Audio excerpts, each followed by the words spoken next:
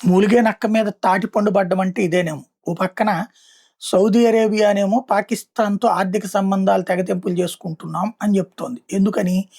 మొన్న మాతో రక్షణ ఒప్పందం అన్నావు. కరెక్ట్‌గా యుద్ధం సమయంలో ఏ రక్షణకి రావట్లేదు నువ్వు అన్నటువంటిది. దాంతో ఇప్పుడు అటు కొంతమంది సైన్యాన్ని పంపించాలా వద్దా అని చెప్పి ఆహ్, ఇరాన్ అడుగుతోంది పాకిస్తాన్.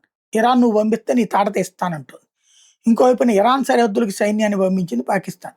అది ఇరాన్‌కి సహకారంగా ఏమన్నా నువ్వు పంపిస్తాను నీ తాట తీస్తాను అమెరికా చెప్పింది.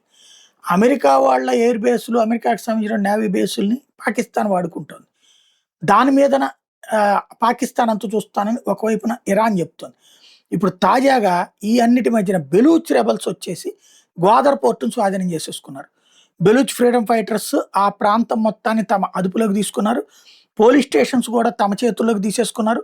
ప్రభుత్వ భవనాల్లో తీసేసుకొని వాళ్ళ జెండాలు ఎగరేశారు.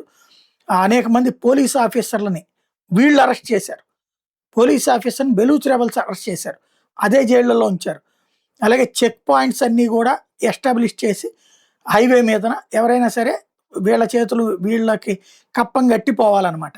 సెక్యూరిటీ చెక్స్ గూడా వాళ్ళే చేయబోతున్నారు. చేస్తాం ప్రారంభించేశారు.